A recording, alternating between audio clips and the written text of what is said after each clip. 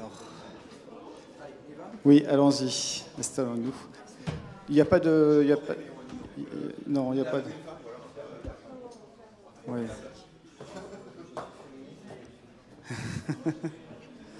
Donc voilà, Eric, bah, où tu veux, à gauche, à droite. Ça, on le prépare après.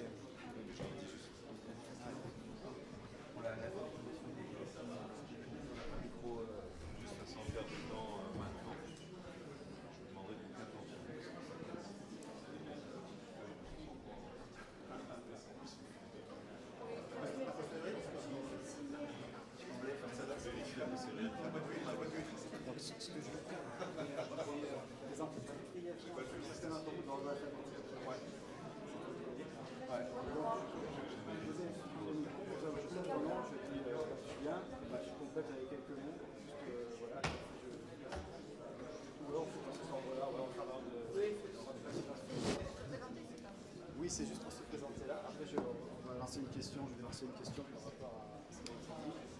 Cette discussion, j'ai noté à peu près tout ce que vous m'avez répondu. Je peux vous poser des questions pour valider si bien.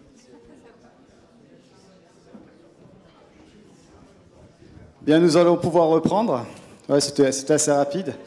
Je voulais aussi, parce que je ne l'ai pas fait tout à l'heure, je voulais aussi remercier le consulat général de France à Québec qui nous a permis, qui nous a aidé à faire venir des intervenants lointains. Donc je vais présenter brièvement chacun des intervenants, enfin je vais donner son nom et d'où il vient, et puis je vais le laisser se présenter elle ou lui-même, qui le fera beaucoup mieux que moi, et en particulier avec un éclairage lié au thème de la soirée. Donc je vais commencer. Qui a le micro? C'est Eric. Donc vont participer à la table ronde Éric Charton, directeur intelligence artificielle, moi j'ai noté ça, de la Banque nationale du Canada. Voilà. Donc je m'appelle Éric Charton. J'ai une formation à l'époque on n'appelait pas ça intelligence artificielle, parce que comme l'a dit Jean-François, on n'avait pas le droit. Donc on disait machine learning. Donc j'ai suivi une formation en machine learning, puis j'ai fait un doctorat au LIA, puis que j'ai fini à l'École polytechnique de Montréal. Et puis depuis quelques années, je travaille dans des grosses entreprises pour faire ce qu'on appelle la transformation digitale et mettre des technologies de type machine learning dans ces grosses entreprises. Puis c'est ce que je fais à l'heure actuelle à la Banque nationale du Canada. Merci. Donc, je peux me tromper. Hein. Cécilia Darnaud, donc docteur en droit privé et chercheuse indépendante. Oui, alors moi j'ai plus travaillé sur les questions de gouvernance des risques juridiques pour les entreprises, notamment les petites et moyennes entreprises. Et du coup maintenant j'analyse les risques liés à l'intelligence artificielle pour la société et pour les entreprises. Merci. Donc Laurent Chaudron. Voilà. Donc moi j'étais chercheur, je suis toujours chercheur en intelligence artificielle. J'ai fait ma thèse sur le raisonnement en mathématiques. J'ai été directeur du centre de recherche Onera à Salon de Provence pendant plusieurs années. Et là j'ai créé une petite structure qui s'occupe de problèmes théoriques. Merci. Donc Cynthia Chassigneux, commissaire de la commission d'accès à l'information. Mais je pense que vous pouvez nous en dire plus. Donc oui, Cynthia Chassigneux, avocat juge, on va faire court, juge administratif, avocate et surtout aussi docteur en droit de l'Université de Montréal et de l'Université Paris 2 sur des questions de vie privée et commerce électronique. Donc moi je m'intéresse plus à la protection des renseignements personnels. Indirectement à l'intelligence artificielle par les dossiers que je peux avoir, mais surtout à la protection des renseignements personnels dans les environnements électroniques depuis à peu près 25 ans. Merci beaucoup. Et Sébastien Guibert, donc vice-président, directeur du Centre d'excellence d'intelligence artificielle de Capgemini. Oui, donc moi je travaille chez Capgemini France. Je suis responsable du Centre d'excellence qui regroupe en fait les experts en intelligence artificielle de toutes les parties de l'organisation de Capgemini pour pouvoir répondre de bout en bout aux questions de nos clients, que ce soit sur des logiques d'idéation, que ce soit sur des implémentations, que ce soit sur des aspects juridiques, implémentation de la compliance, l'éthique, etc., etc. Et moi, j'ai une formation d'ingénieur. Après, j'ai fait 16 ans dans une société de télécommunications où je suis tombé dans la data et directement dans l'IA. Donc, voilà. Oui, merci bien. C'est un bon parcours. Donc, tu veux dire quelque chose, Laurent? Non. Bon, pour commencer, donc, première question. Donc, on vient de voir l'exposé de Michael et Richard, et on voit beaucoup d'exemples où l'utilisation d'un système d'intelligence artificielle ou d'aide à la prise de décision ou qui va prendre une décision à la place d'un humain peut se tromper et peut se tromper. Par exemple, c'était l'éclairage de cette présentation, en raison de biais qui peuvent exister dans les données qui ont été utilisées pour construire les algorithmes, pour apprendre les modèles qui utilisent les algorithmes de décision. Donc, si je suis victime d'un préjudice en raison de l'utilisation, donc on a parlé tout à l'heure d'accès. Ah non, c'était pour les remises de peine ou. Bon, dans ce cas-là, par exemple, qui va être responsable? Vers qui je vais pouvoir me tourner? Je vais aller voir mon avocat, mais qu'est-ce qui va se passer? je sais que vous avez. Alors, je vous ai un peu consulté individuellement.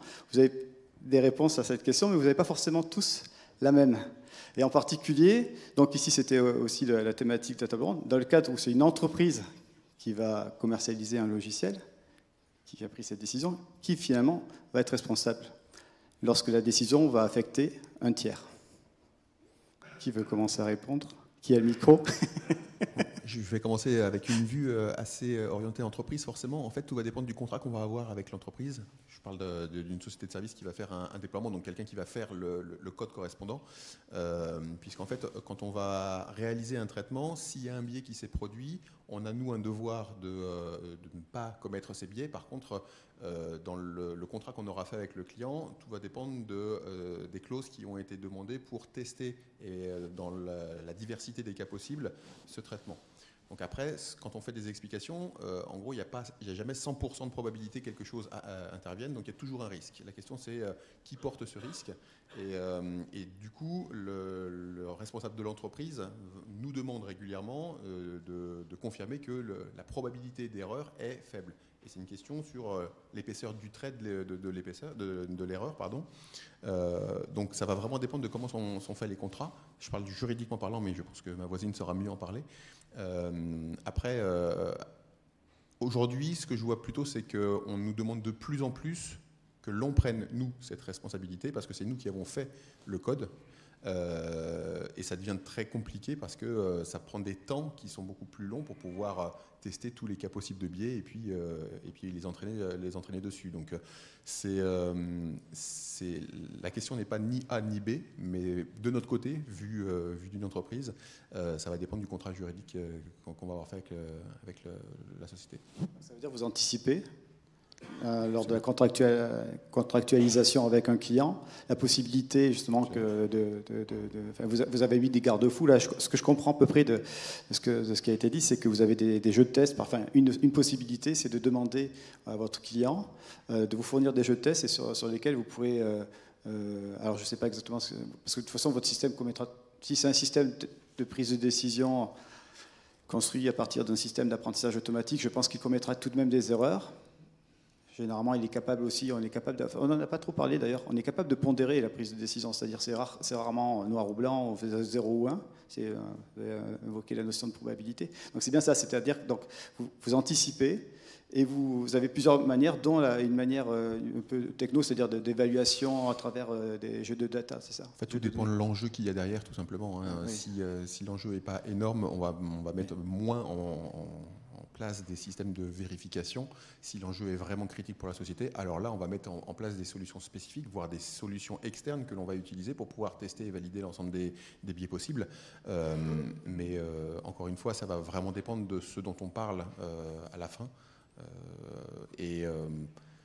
J'aurais tendance à dire à nous de prouver aux clients qu'on a mis tout en œuvre pour éviter ce type de biais par tests croisés et autres. Oui, je comprends. Oui. D'autres interventions? Eric? Si, Eric. Oui. Sur la question de la responsabilité, ça, je vais pas y répondre parce que la responsabilité juridique, c'est quelque chose qui est déterminé par un juriste, puis je ne suis pas avocat. En revanche, sur les mécanismes qui sont mis en place dans le secteur bancaire pour éviter les biais et puis éviter les modèles qui commettent des erreurs. Il y en a beaucoup. C'est des organisations qui sont extrêmement régulées. Elles sont encore plus régulées en Europe qu'elles le sont en Amérique du Nord. En Europe, elles étouffent littéralement sous la régulation.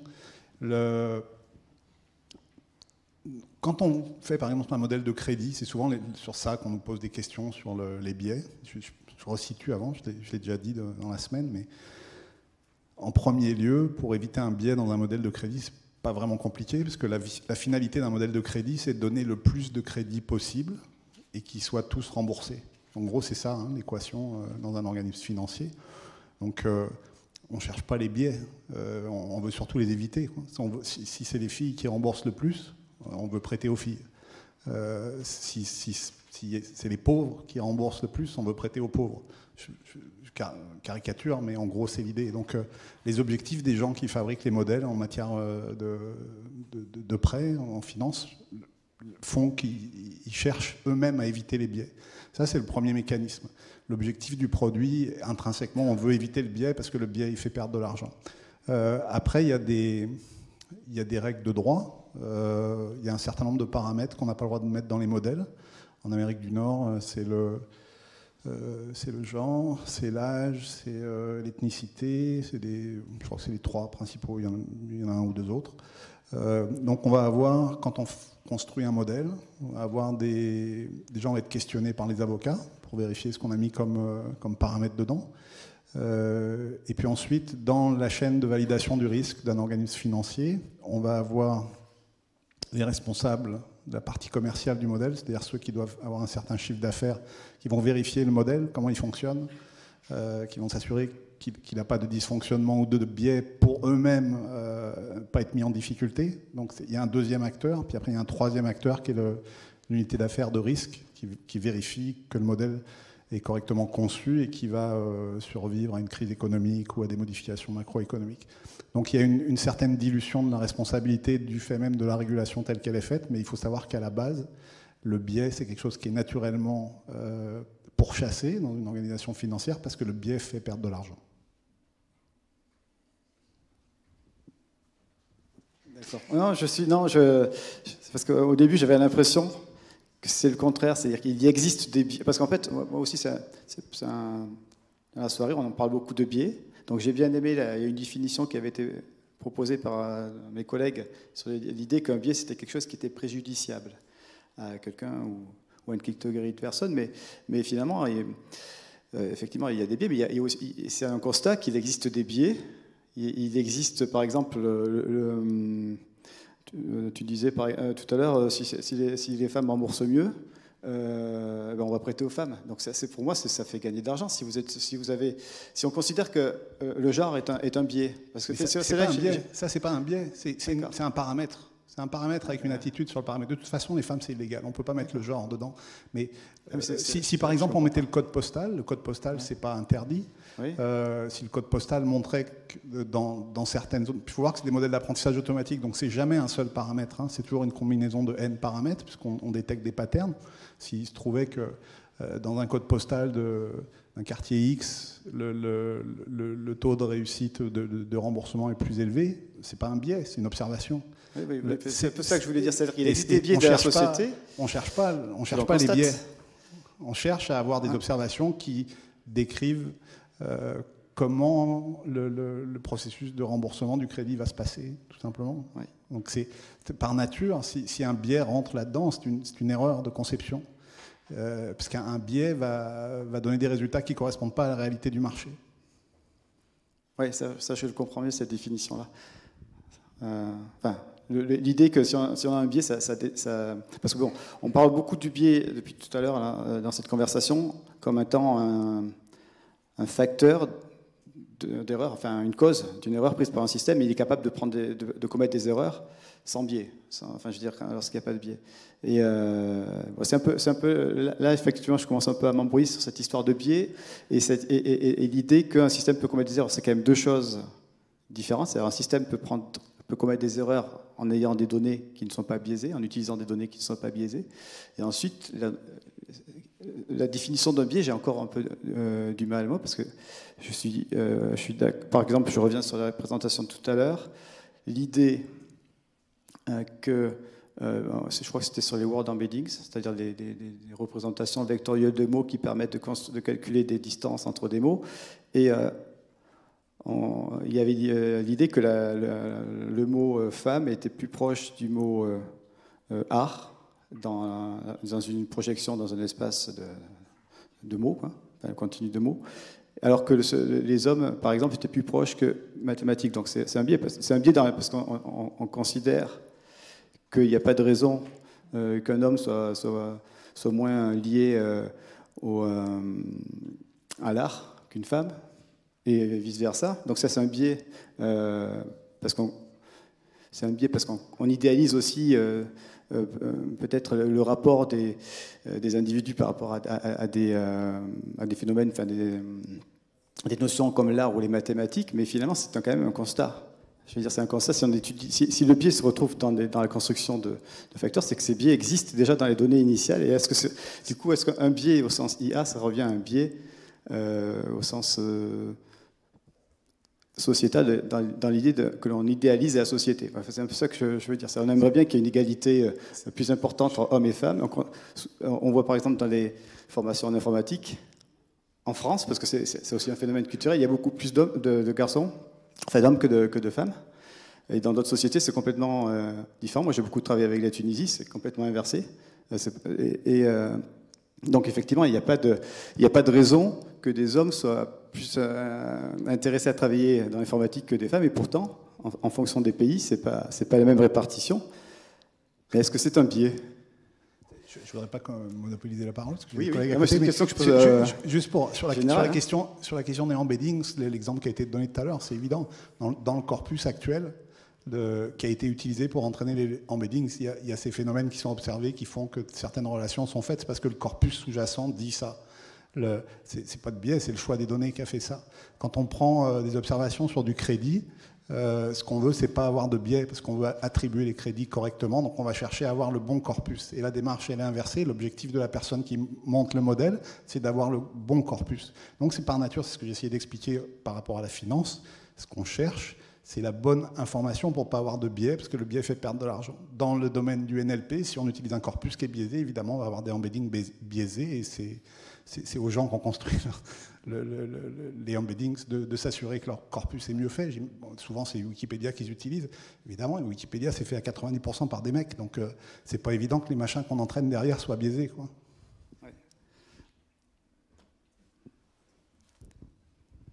Pour revenir à la première question, pas sur le biais, là, mais à la question de savoir qui est responsable, c'est quand même le thème de l'atelier. Oui.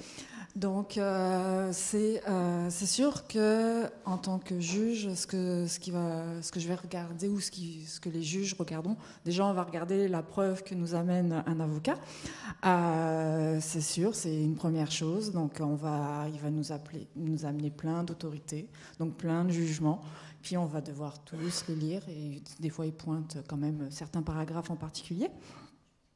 Mais il y a surtout le fait que, oui, on va regarder le contrat comme disait mon voisin.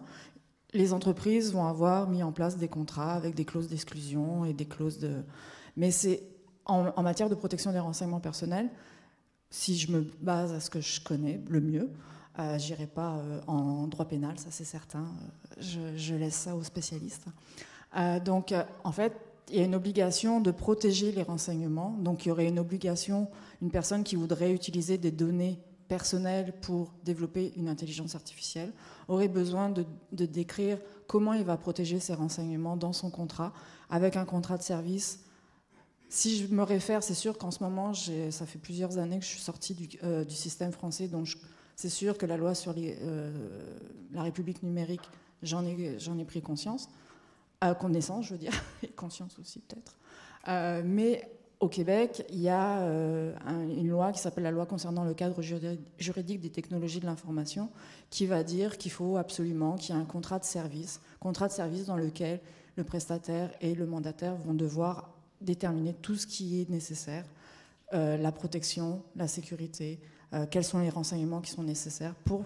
Donc, si une entreprise veut développer une application, veut avoir accès à des données, ils vont déjà devoir passer par ma commission je vais devoir autoriser, je vais devoir regarder la responsabilité, je vais devoir regarder le contrat de service.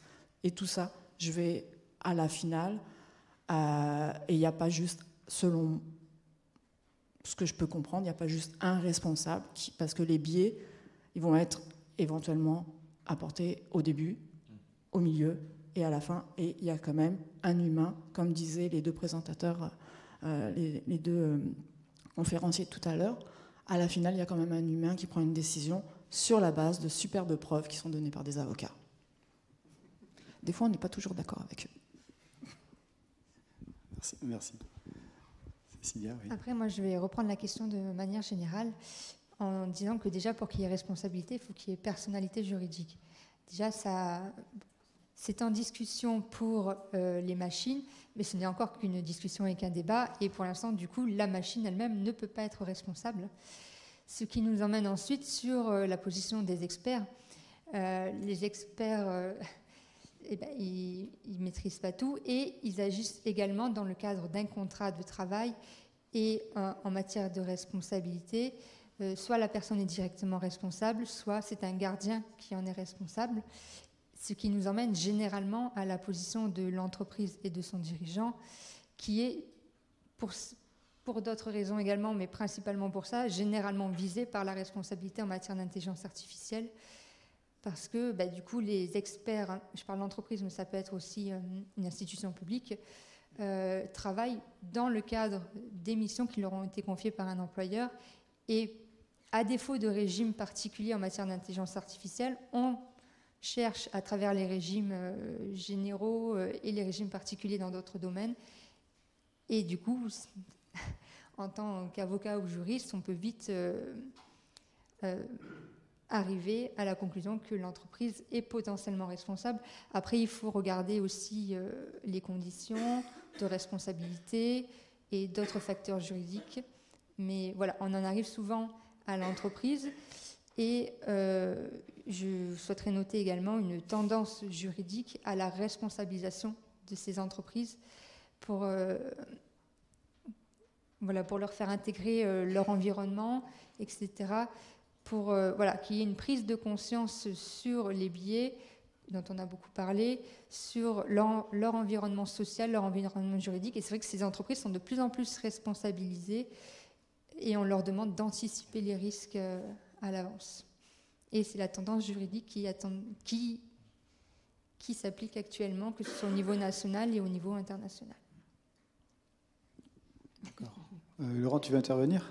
En tout cas, juste parce que je comprends pour le moment, c'est qu'il y a vraiment un gros travail d'anticipation, en tout cas au niveau juridique, au niveau contractuel, c'est-à-dire très vite, il faut prendre conscience de ça. Je dis ça parce que j'imagine que dans l'assistance, il y a des entrepreneurs ou autres, peut-être qui découvrent, peut-être qui sont intéressés par déployer, développer ce type d'application. Donc c'est quand même une information qui me semble importante. Ils le connaissaient peut-être déjà, mais voilà. En tout cas, il y a un consensus là.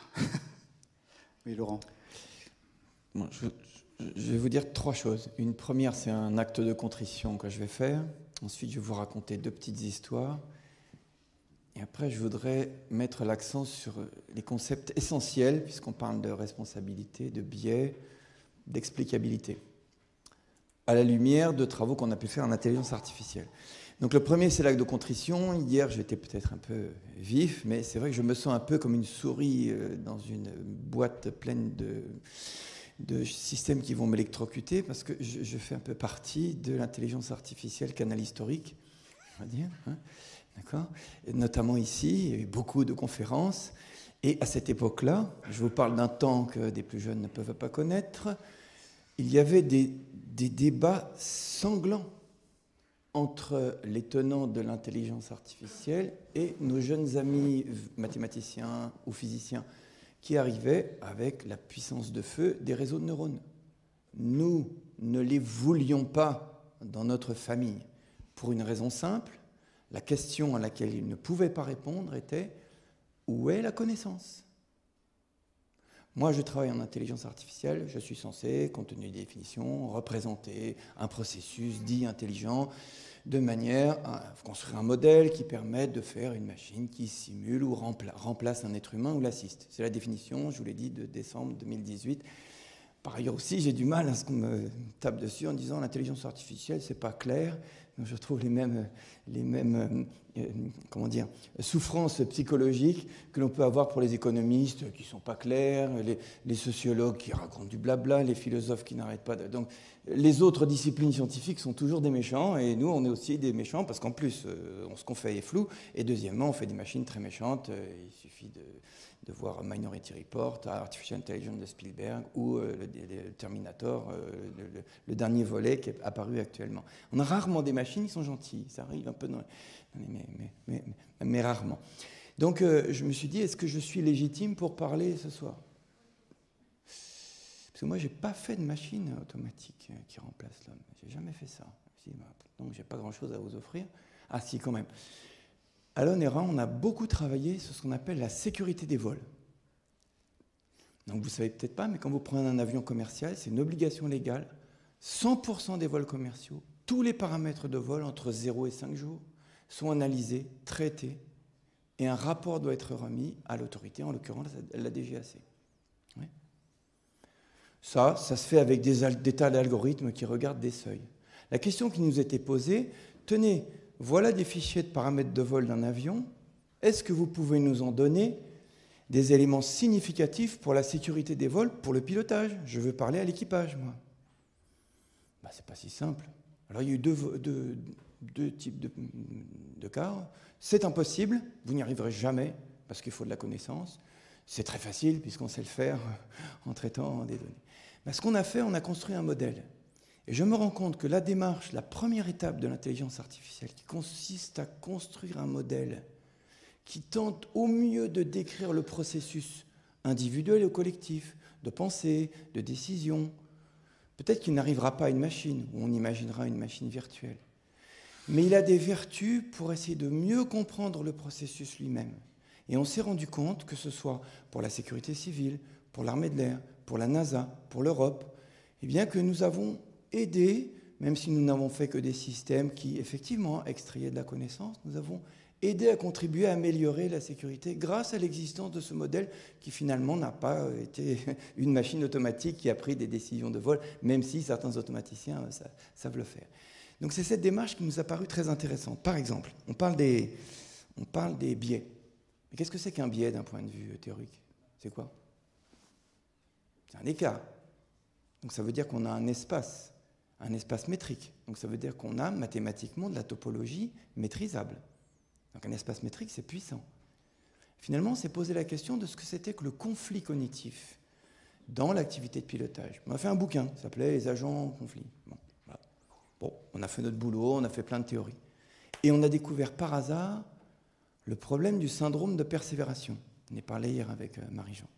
Le syndrome de persévération, c'est celui qui fait que vous avez conduit la voiture, je me mets debout parce que j'ai besoin de bouger, que vous conduisez la voiture depuis déjà longtemps, vous arrivez, ça fait 6 heures que vous conduisez, vous êtes épuisé, mais il vous reste 20 km.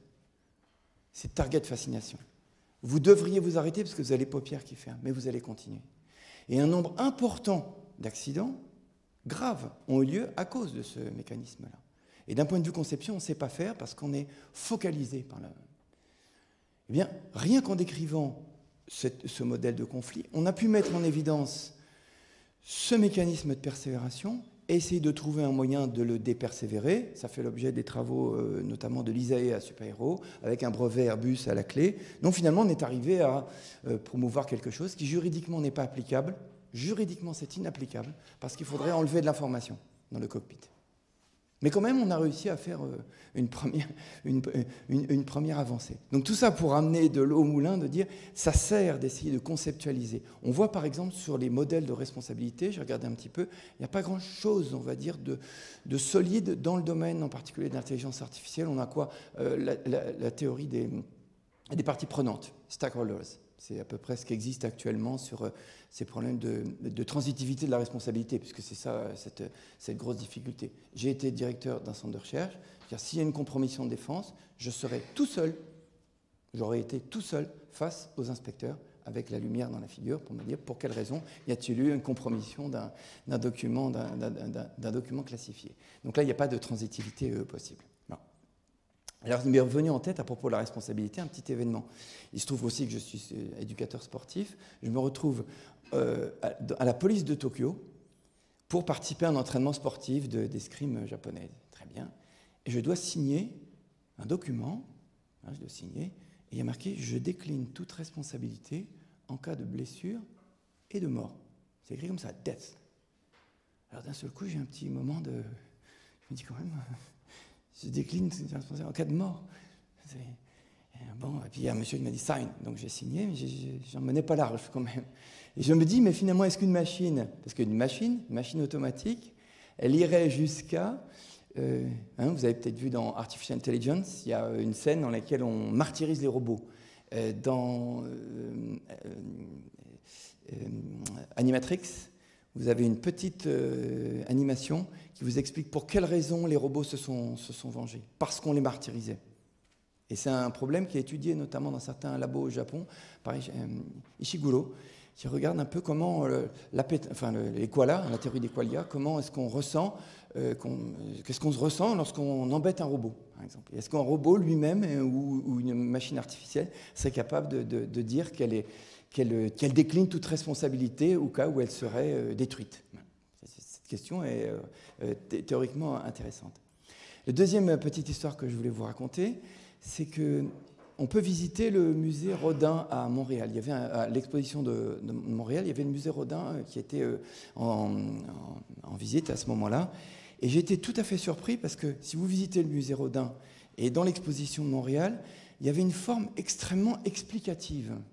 Et pendant que je visitais le musée, j'ai pris une amende parce que j'étais mal garé. L'amende, elle est extrêmement explicative. Et on se rend compte que nos cousins vivent dans une société qui est intrinsèquement didactique. Vous avez un panneau, je ne sais pas si ça existe toujours, qui vous dit que vous ne devez pas dépasser une vitesse, et vous avez en dessus un petit symbole d'un marteau qui vous dit combien de dollars ça va vous coûter. Tout le temps, c'est partout de cette façon-là. Et moi qui me suis beaucoup intéressé à la sécurité et la responsabilité dans la sécurité du travail, j'ai constaté qu'il y avait à peu près 10 ans d'avance à chaque fois. Donc, il y a beaucoup de choses à prendre, aussi au niveau de la modélisation sociale, de la prise en compte de ces questions de responsabilité et de sécurité. J'en viens à la dernière partie. Je vous ai fait l'acte de contrition, les petites histoires, et maintenant la dernière partie, la décision. Il se trouve que nous avons travaillé sur des systèmes de décision automatisés. Mais alors, la question qui s'est posée à nous, si on doit la modéliser d'un point de vue d'un agent, si un algorithme prend une décision, est-ce que ça reste une décision? Qu'est-ce que c'est qu'une décision? Donc là, on est allé voir des psychologues cogniticiens, des cliniciens, notamment des spécialistes des catastrophes. Là, vous devez prendre des décisions en urgence, la crise, etc. On dit, voilà, la définition est assez simple d'un point de vue psychologique, et je n'ai pas trouvé de contre-exemple encore. C'est un choix conscient et raisonné. Article 1er de la Déclaration universelle des droits de l'homme, les êtres humains doués de conscience et de raison. Donc c'est un choix conscient et raisonné, conduisant à une modification de l'environnement, du sujet et de leurs relations. Autrement dit, si ce n'est pas conscient et raisonné, c'est un peu automatique, c'est peut-être pas une décision. D'ailleurs, comment l'expliquer? On se rend compte donc que s'il y a une décision à prendre, et on en a parlé hier avec un peu Hugo, c'est qu'il y a quelque part une rupture de causalité. Si on demande à un algorithme, à une personne, de prendre une décision, c'est que les choses ne vont pas de soi. Si elles allaient de soi, on ne ferait pas appel à lui. Le robinet coule, est-ce qu'il prend la décision de continuer? Je prends l'exemple de la chasse d'eau. Est-ce qu'une chasse d'eau est un système de décision? Oui, il remplit la cuvette quand il n'y a plus d'eau, et puis il ralentit, puis il s'arrête. Pas vraiment un système, c'est un processus. Donc la rupture de causalité, la causalité est un concept essentiel dans la notion de décision. Et par conséquent, la notion de distance, la notion de biais et la notion d'explicabilité va nécessiter d'avoir un espace topologique représenté dans lequel il y ait cette possibilité de représenter à la fois la discontinuité et l'écart. Cela veut donc dire que seule la pensée va pouvoir s'accaparer le concept de décision et le concept de biais. Dit autrement, il n'y a pas de biais dans la nature, il n'y a pas de conflit dans la nature, Il n'y a pas de négation dans la nature. Je n'ai pas trouvé encore de contre-exemple depuis plusieurs décennies. Donc, la décision et la gestion du biais sont de nature spécifiquement de la cognition humaine. Tu voulais prendre... Vous fiez le micro. Quelqu'un veut rebondir là-dessus? Non? Moi, je voulais savoir s'il y avait des questions aussi. Ah, pardon, excusez-moi. Après, je voulais juste revenir sur deux choses. La première, c'est qu'on a tendance à parler de biais déjà en négatif. Les biais peuvent être aussi positifs. C'est important d'en parler parce qu'on a toujours cette connotation négative quand on parle de biais. Or, aujourd'hui, l'intelligence artificielle nous permet aussi, par des systèmes de biais, tout simplement, de trouver des choses très positives. Première chose. Deuxième chose, on parle beaucoup de problèmes d'éthique depuis qu'il y a le buzzword de l'intelligence artificielle. Or, les problèmes d'éthique, ils existent depuis toujours, y compris quand c'est un humain qui fait du code. Et aujourd'hui, on dit « Oh, la machine fait des choses, c'est pas possible, etc. » Mais la machine, elle fait ce que l'humain lui a appris à faire, et l'humain aurait pu faire les mêmes biais tout seul, sans avoir de machine. Voilà. C'est juste pour rebondir un petit peu et donner un petit peu de hauteur sur le discours.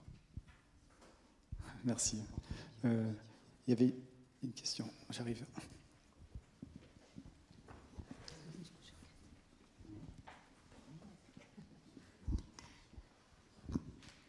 Oui, merci, bonjour. Donc la question s'adressera surtout à nos amis juristes. On a beaucoup parlé de réglementation et à chaque fois dans les différentes interventions qui ont été commises, il y avait cette notion de territorialité et d'espace de droit. On entend beaucoup aujourd'hui des problématiques liées à la cyberdéfense et à l'extraterritorialité du droit en matière de droit des affaires. Et j'aurais voulu savoir quel était votre point de vue sur cette question de la responsabilité de l'IA, en sachant qu'on a en plus, même dans le vrai monde, pour paraphraser ce qui vient d'être dit, déjà des problématiques de territorialité qui sont inhérentes à l'espace Internet, une adresse IP n'ayant pas de nationalité a priori.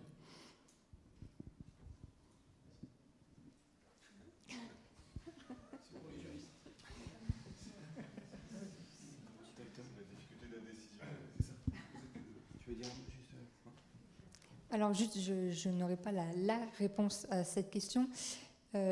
Après, on a tendance à parler d'intelligence artificielle, de cybersécurité, etc., de manière générale. Mais il faut peut-être replacer les circonstances d'espèce dans le cadre de l'exécution d'un contrat, dans le cadre d'un partenariat public, dans le cadre... Voilà, peu importe la circonstance.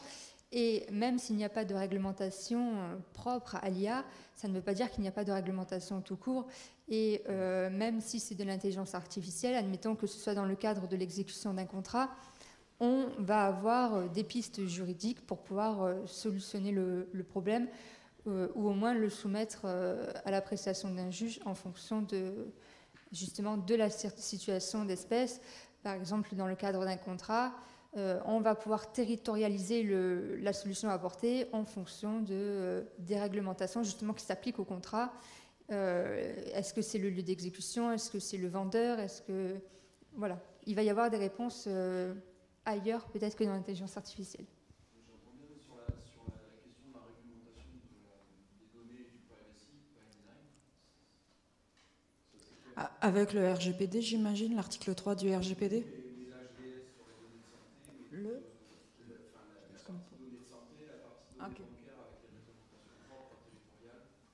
Parce que c'est sûr qu'avec la règle... si je vais partir avec ce que je connais et je vais aller vers ce que je ne connais pas, ou je devrais peut-être faire l'inverse, mais bon, je vais y aller avec ce que je connais. Au Québec, c'est vraiment... et la question se pose actuellement.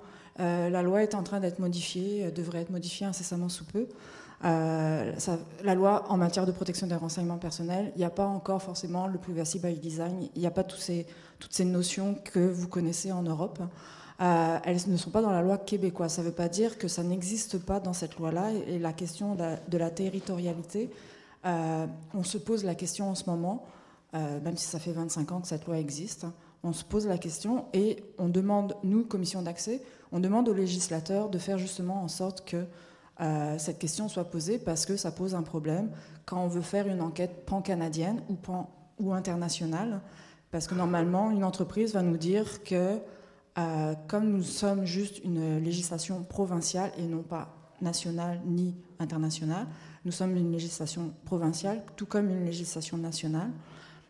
Est-ce qu'elle peut avoir un champ de compétences à l'extérieur de sa province ou de la nation, du pays, excusez. Donc, c'est sûr que ça pose un problème et les entreprises vont nous dire « vous n'avez pas compétence ». Sauf qu'à partir du moment où ça va toucher un citoyen québécois, on va dire « on peut avoir compétence » et après, ça peut monter jusqu'en cour de cassation, Cour suprême pour le Canada. Le RGPD est arrivé... Il y avait quand même la directive de 95 avant, il ne faut pas l'oublier. Il y avait les législations européennes dans chaque pays, la loi de 78 en France, tout ça. Il y avait quand même des questions de territorialité. Il y avait quand même une notion de territorialité. Directive de 95, c'est arrivé, et puis à l'époque j'étais encore... Non, j'étais plus au Québec. J'étais encore en France, donc excluant celle qui parle. Il y avait ce concept de regarder qu'est-ce qui se faisait à l'extérieur pour savoir s'il y avait le niveau de protection équivalente. Maintenant, le RGPD, il va dire, à partir du moment où une entreprise externe à l'Europe touche un citoyen ou une personne qui est physiquement en Europe, si l'entreprise est à l'extérieur de l'Europe, elle est quand même soumise au RGPD. Donc ça va poser des questions de territorialité. Et justement, l'autorité de protection européenne vient de sortir ses lignes directrices sur l'article 3 du RGPD. Très intéressant à lire, vraiment. Pour des gens qui sont à l'extérieur, c'est très intéressant à lire. Je ne sais pas pour vous, ça c'est peut-être autre chose. Vous le vivez, et je ne sais plus, je pense que c'est hier, on parlait de cette question avec quelqu'un, et elle disait, mais c'est une question que, étant citoyen européen, il n'avait pas pris conscience de l'impact du RGPD à l'extérieur de l'Europe. Mais étant de l'extérieur, on prend cette conscience de cet impact. Je sais que je me suis totalement éloignée de la question. Non ? Ok. Tu voulais dire quelque chose ? Je voulais rebondir, moi, sur ce que Éric a mentionné. Il y a, en termes de responsabilité, il y a un double entendre avec le terme biais. Donc, pour les scientifiques, pour vous, il y a un biais dès lors qu'on s'écarte de l'analyse qui vise à optimiser. Donc, vous avez dit, par exemple, le plus de prêts et le moins de risques. Donc, toute information additionnelle qui serait incluse serait un biais. C'est-à-dire que si on ajoute quelque chose qui fausse cette optimisation, ça serait un biais. Alors que pour le droit, c'est un peu l'inverse, ou c'est pas tout à fait la même chose. C'est-à-dire que pour le droit, il peut y avoir un biais si on utilise un moyen qui fait en sorte qu'on maintient un préjugé ou un stéréotype. Mais il y a des situations où la simple exclusion d'une personne en fonction d'une caractéristique constitue un comportement qui est biaisé. Et donc, par exemple, comme l'exemple que je donne souvent, la personne qui est en fauteuil roulant, donc sa simple exclusion est un comportement biaisé. Donc, ce qui voudrait dire que si on a tenté d'optimiser pour offrir un service à moindre coût, à ce moment-là, littéralement, l'objectif était d'offrir un service à moindre coût. Pour optimiser, il ne faudrait pas nécessairement l'inclure. Mais si l'objectif est d'optimiser l'inclusion, alors là, ça va coûter plus cher, mais la personne va être incluse. Donc, la question du biais dépend du sens. Donc, est-ce que l'objectif est ce qu'on vise à optimiser? Et la notion de biais, ça dépend. Est-ce que c'est lutter contre une fausse représentation de la réalité ou est-ce que c'est l'élément d'inclusion, même si elle coûte plus cher, par exemple? C'est un point très intéressant parce que c'est une discussion qu'on a avec les avocats de la banque. D'abord, la première chose, je ne sais pas si tu confirmeras, mais nous, ce qui nous est dit, c'est qu'on doit être de bonne foi. C'est-à-dire que si un biais apparaît... Toujours être de bonne foi. Voilà. Si un biais apparaît dans les opérations qu'on fait, mais on n'a pas cherché à obtenir ce biais, juridiquement, on n'est pas responsable. Et la deuxième chose, le phénomène que tu décris, on s'est beaucoup questionné là-dessus, notamment quand on fait des modèles, c'est très à la mode, des modèles sur les données transactionnelles. Parce qu'en fait, avec des données transactionnelles, implicitement, on peut identifier des fonctionnalités que légalement on n'a pas le droit d'utiliser.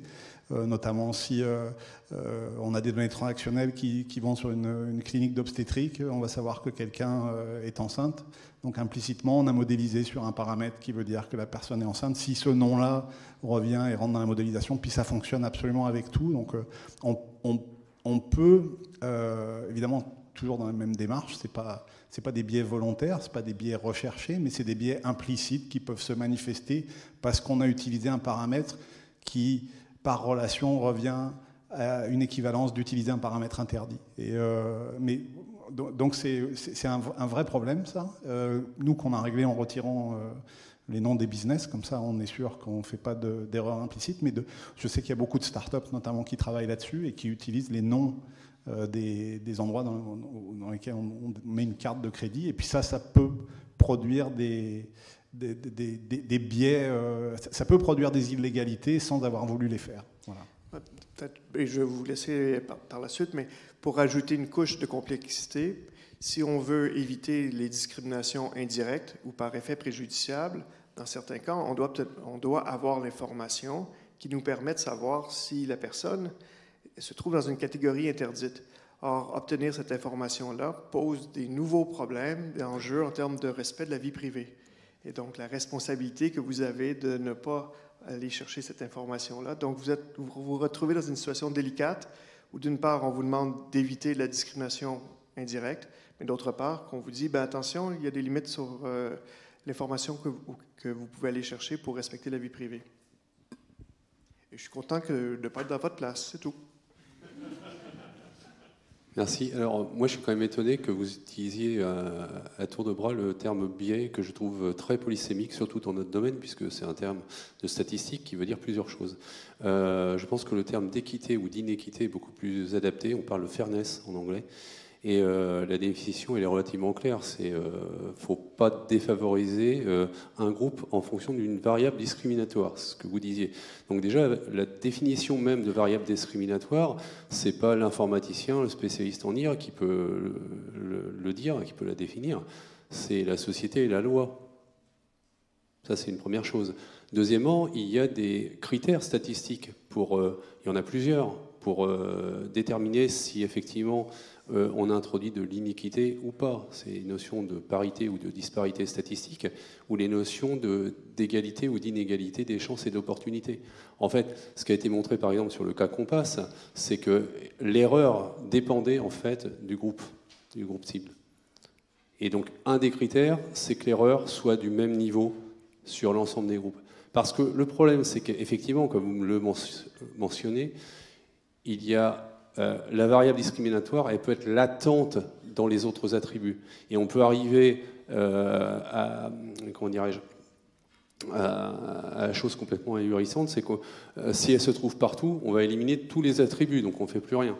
Non, il y a des techniques, d'ailleurs Google a publié un papier, qui permet de rectifier un prédicteur pour obtenir ce qu'ils appellent l'égalité d'opportunité ou l'égalité des chances. C'est-à-dire avoir le même taux d'erreur.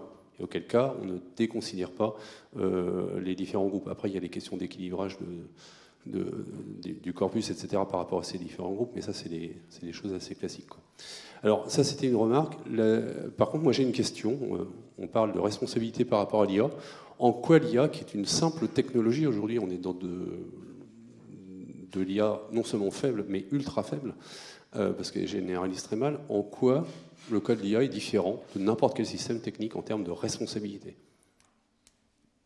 Moi, je voudrais juste ajouter une question sur votre réponse. Et puis, j'aimerais bien avoir la référence du papier. Si vous êtes sur des données transactionnelles et que vous avez la référence d'un restaurant sur laquelle une partie de la population qui est ethniquement ciblée se rend à ce restaurant. J'ai aucune connaissance du restaurant. J'ai aucune information ethnique sur ce restaurant. Mais implicitement, il se trouve qu'il y a une population ethniquement spécifique qui va dans ce restaurant plus que les autres. Donc j'ai une variable caractéristique que je ne connais pas, puisque j'ai à peu près 260 000 références de business au Canada, dans lesquelles j'ai créé une variable ethnique qui est interdite, mais je ne le sais pas. Et comment, avec les méthodes que vous dites, je peux détecter ça? C'est ce que vous disiez, si vous n'avez pas l'information sur la variable ethnique, vous ne pourrez jamais le déterminer, le détecter. Et le fait que ce soit... moi, je ne suis pas juriste, je sais pas si c'est interdit de faire ça. Ce qui est interdit, c'est de prendre explicitement en compte la variable ethnique. Le fait qu'elle soit cachée. Il y a des cas en médecine où, par exemple, on sait qu'il y a des maladies qui touchent plus les hommes que les femmes, etc. Si vous commencez à ne pas en tenir compte, vous êtes juste à côté de la plaque. Donc, il faut faire attention aussi que quand on veut éliminer une discrimination, on en introduit d'autres. Si vous voulez, par exemple, la parité statistique sur des recrutements, vous allez obtenir la parité statistique, peut-être au détriment de la reconnaissance de l'aptitude objective des candidats. Donc de toute façon, ce sont des débats sociétaux ou légaux. Ce n'est pas à l'informaticien de trancher ces trucs-là. Mais ce n'est pas des débats qui sont tranchés, loin s'en faut. Et les avocats, sur cette question-là, on utilise des noms de business, et ça se fait dans le monde entier, et on ne sait pas quelles caractéristiques interdites on met avec ce nom de business. Ça va faire de la jurisprudence un jour, mais aujourd'hui, ce n'est pas tranché. Il n'y a aucun avocat qui peut me répondre là-dessus. Alors, je vais prendre l'exemple des variables ethniques en médecine. La CNIL a introduit une exception, parce qu'on sait qu'il y a des maladies qui sont dépendantes de l'ethnie, et donc le diagnostic, voire le traitement, va être complètement conditionné par l'origine ethnique. Et donc, la CNIL, en France, a ouvert une exception, justement, pour pouvoir prendre en compte cette information-là. Donc, ce n'est pas systématique, c'est cas par cas. Puisque le temps nous est compté, sur la question concernant pourquoi l'IA est si particulière, en fait, c'est toute la question de l'autonomie, et notamment des armes létales autonomes. L'autonomie, par définition, étymologiquement, c'est la liberté de se gouverner par ses propres lois. Donc, le robot tueur, c'est pas du tout ma tasse de thé, hein. Mais bon, voilà. Allez, plongez-vous un peu dans Black Mirror, et puis vous allez voir que effectivement, c'est un petit peu surprenant. Et donc la vraie problématique qu'on connaît un petit peu déjà nous dans une automobile, hein, c'est le problème du partage d'autorité. Ai-je l'autorité sur le freinage? C'est fini.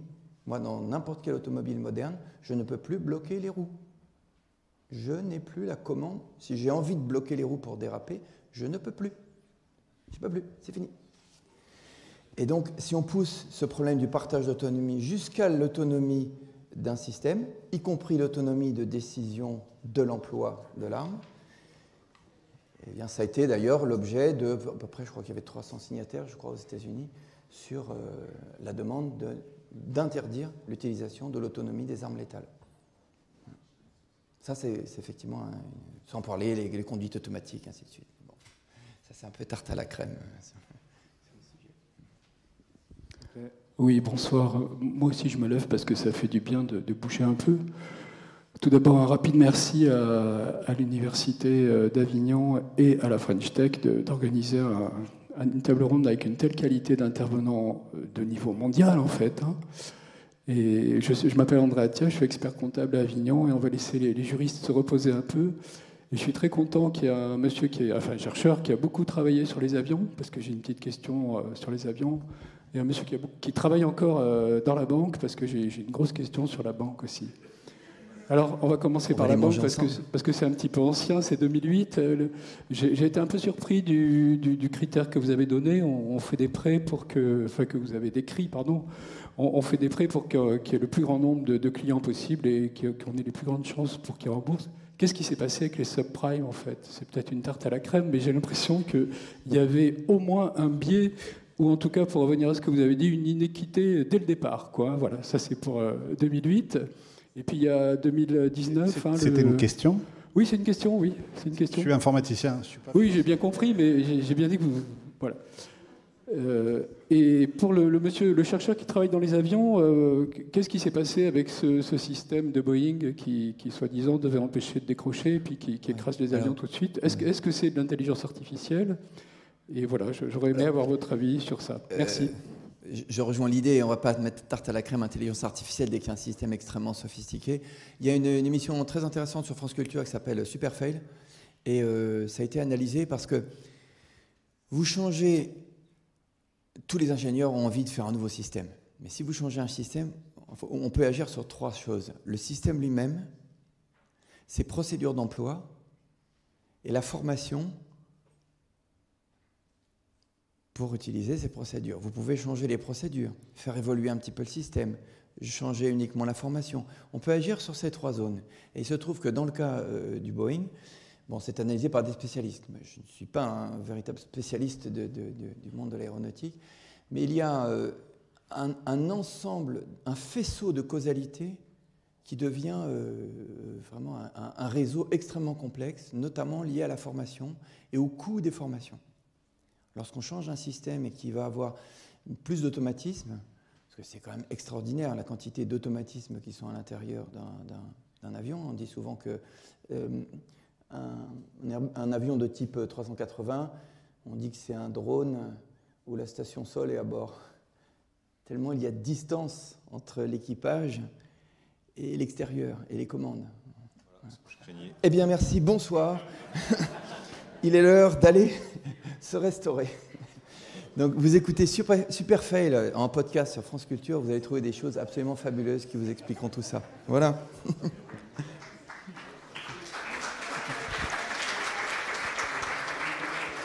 va mettre de la lumière.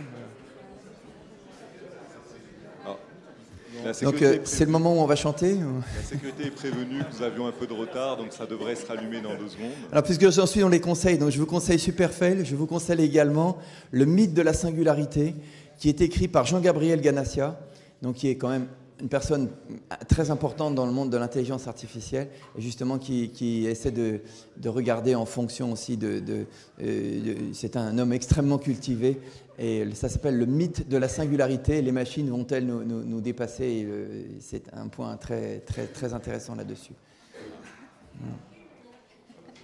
Alors, Yannick, si tu veux bien, il y a une dernière intervention qui va durer très peu de temps, parce que vous avez vu au message de la lumière qu'il faut s'arrêter, et c'est très bien parce que c'est Paul Roger qui va la faire, qui va dans le même temps te rejoindre pour donner le mot de clôture de la session.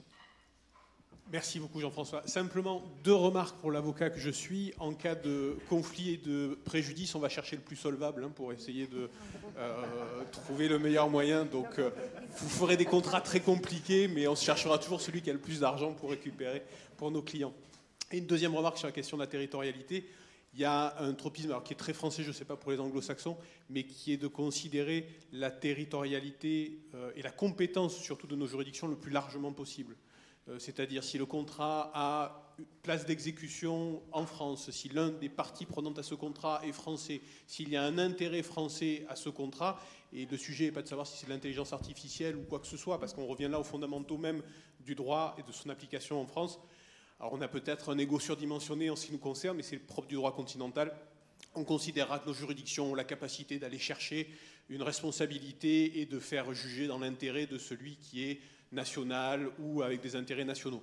La question qui se posera, c'est l'applicabilité de cette décision quand, par exemple, c'est Facebook ou c'est Google qui est considéré dans le sujet.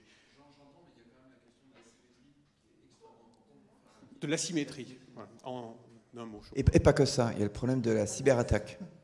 Mais une cyberattaque est-elle un acte de guerre? Et l'OTAN ne sait pas répondre à cette question. On ne sait pas d'où elle vient et on ne sait pas ce que c'est. Donc ce qui est très rassurant, c'est que cette table ronde a encore des questions qui sont ouvertes, qui nous encouragent à en faire de nouvelles, si j'ai bien compris le sens de la clôture. Et voilà, un remerciement tout particulier pour ce qui nous concerne à nos partenaires de Capgemini sur ce cycle de conférences de l'intelligence artificielle, parce que c'est aussi grâce à des grands groupes français comme vous que l'on peut aujourd'hui dire que la France a sa place dans le débat et dans la discussion.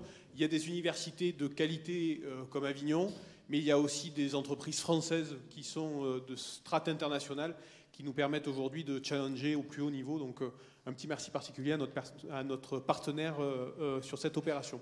Et un merci au LIA de nous avoir accueillis dans cette prestigieuse université.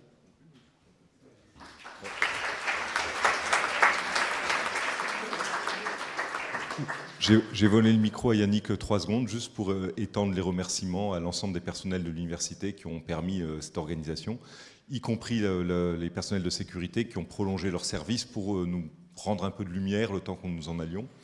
Donc un petit message additionnel, il faut que nous nous dirigions relativement rapidement vers l'extérieur du site cependant. Merci à tous d'être venus et puis à très bientôt pour une nouvelle édition, je pense.